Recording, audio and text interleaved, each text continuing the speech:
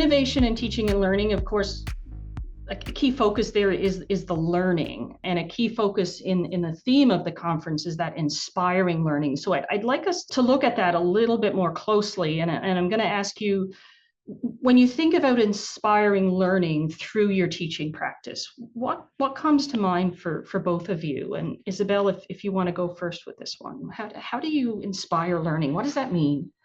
Yeah, it's a tough one, isn't it? Because the only way you know that you've inspired someone is, by the result it has a few weeks, months, years later, right? I'm sure many of us receive those testimonies from students at convocation when they say, it's thanks to you that I finished my degree, I decided to pick political science, I decided to go to grad school, or so we know then that we contribute to inspired learning. But in the day-to-day grind of the semester, how do we inspire or create inspired learning? It's a lot harder.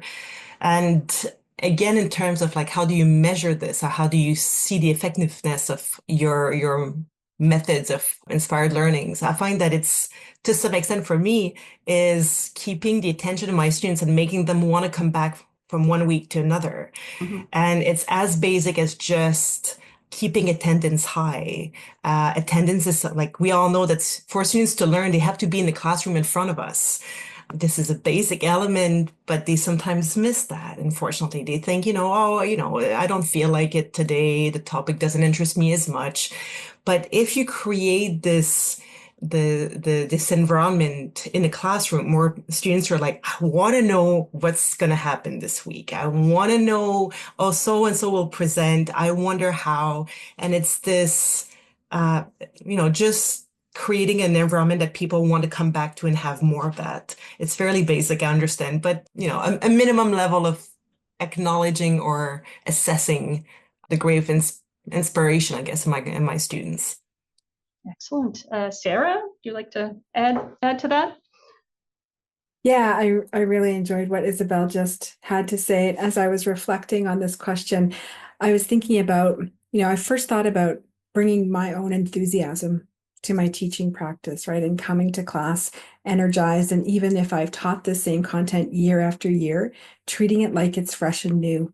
But to just say that might seem a little disingenuous. I think there's like kind of a magical X factor that's different for every educator.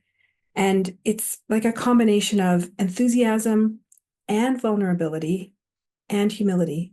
So coming to this work as an expert, I know my topic area, I'm excited about my topic area, and yet I don't know everything about my area, and I continue to learn. And to be able to bring that to my students as well and say, look, there's a new article or there's a new way of thinking about this.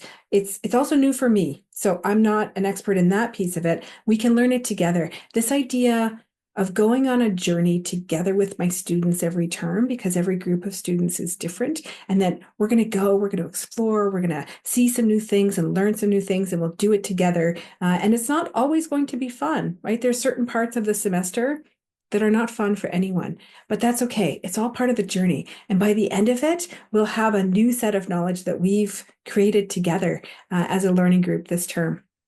I just wanted to add, it's what you're describing, it's so well put. It's modeling the kind of learning behavior that you want to see in your students, right? To say that, of course we are, budding or established expert in our field. But even then, there are things that we're unaware, that we don't know about the latest events or something like that. And so I think that you inspire learning when you show this is what a model of learning can be like. And this is quite powerful also as an instructor.